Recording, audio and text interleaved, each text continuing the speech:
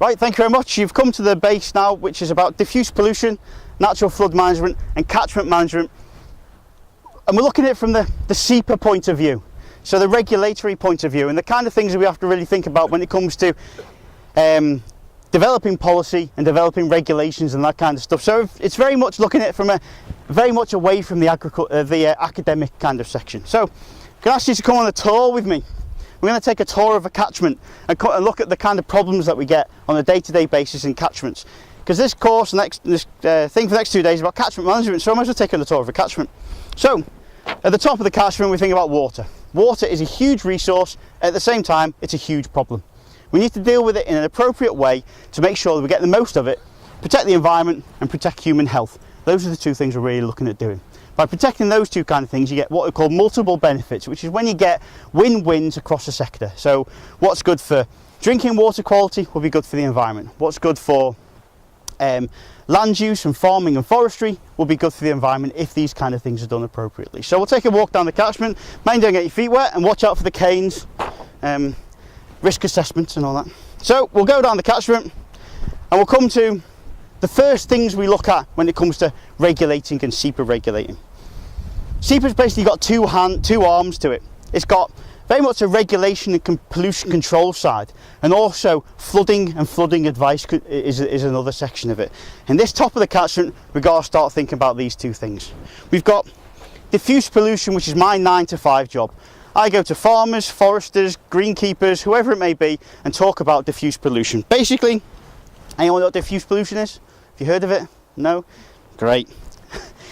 It's got a very technical academic definition, but I don't use that. I'm not technical and I'm not academic.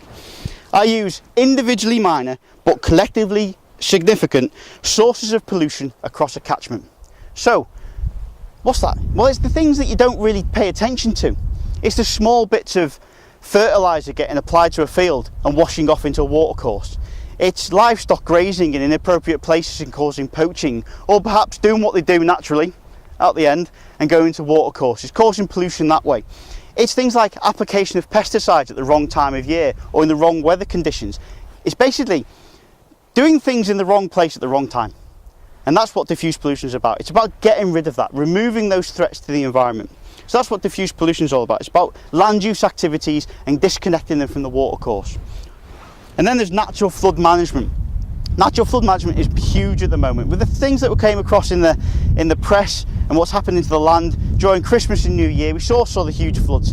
Floods in places which we never really used to get them. So now we're looking at ways of dealing with floodwaters in a new way. Yes, there is place for hard engineering and protecting properties in the way that it has been done for a long time. But now it's a case of working in conjunction with the land and how the land deals with water on a day-to-day basis to protect the environment and also get protection of property and land further downstream by putting in natural flood management techniques, which we'll talk a bit about as we go down the catchment. So follow me down. Watch out for those tributaries. Again, further down the catchment, yeah, wind your feet. Further down the catchment, things tend to get a little bit more intensive. There's more properties, there's more people living, and there's more agriculture. About 70% of the Spey catchment, so right the way up from the Spey Dam up at Lagan, right the way down to Spey Bay, about 70% of that land is agricultural land.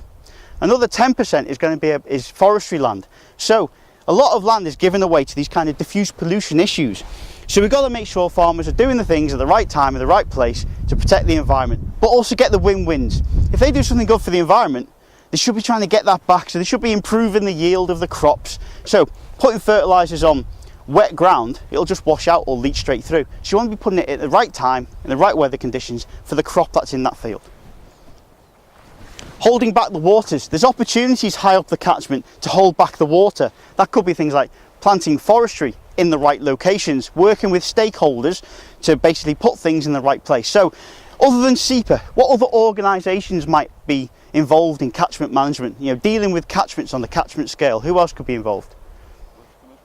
Forestry Commission, yeah, spot on. Anyone else? SNH, yeah. So we're looking at, these are big organisations. So a lot of people have got a lot of interest in catchment management, but then it goes right down to the small scale people, individual farmers, Get them involved in the process. Get their input. They know their farm a lot better than anybody else. They know what areas are suitable for sacrificing to flood management schemes or land use change, that kind of stuff. Really important to get as many stakeholders involved as possible. The jobs that you're going to or doing at the moment won't exist if you don't get buy-in from everybody else. It's really important to get buy-in. Sometimes people do have to take the bull by the horns and say, right, that's my responsibility, I'll deal with it. But it's important to get buy-in. So follow on down. So we've got fertilisers and manures being applied. Got to make sure it's getting put in the right place. We've got opportunities to renaturalise watercourses.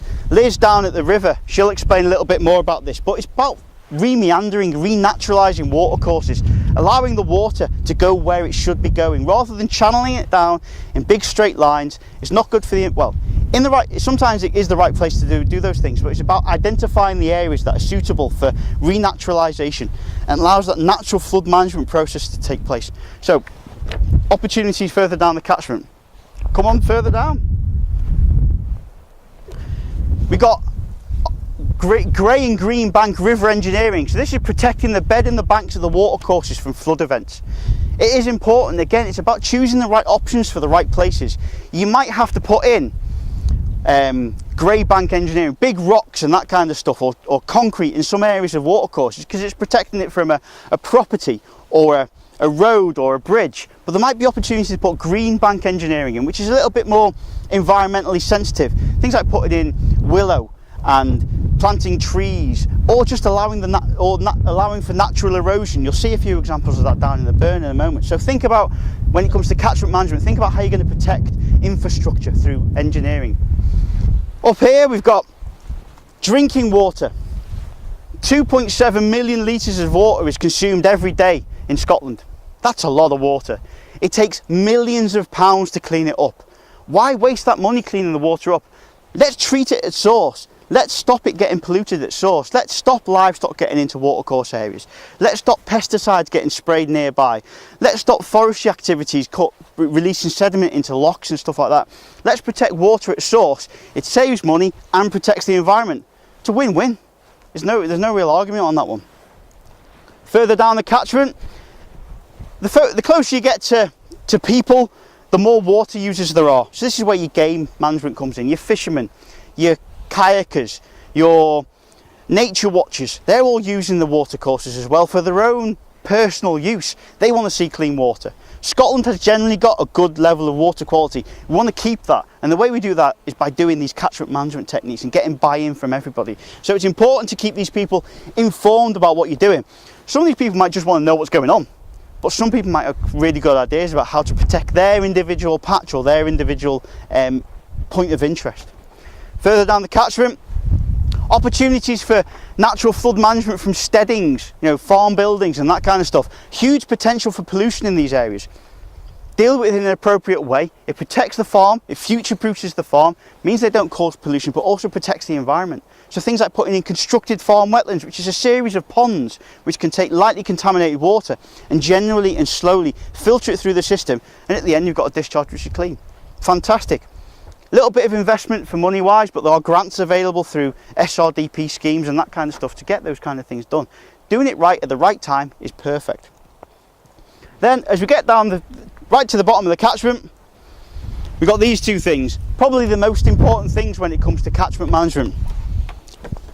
Identifying what you're looking after. We're looking after the environment, but above that we're looking at protecting businesses, property, infrastructure and people. If you can protect those, the rest of the catchment will bring together.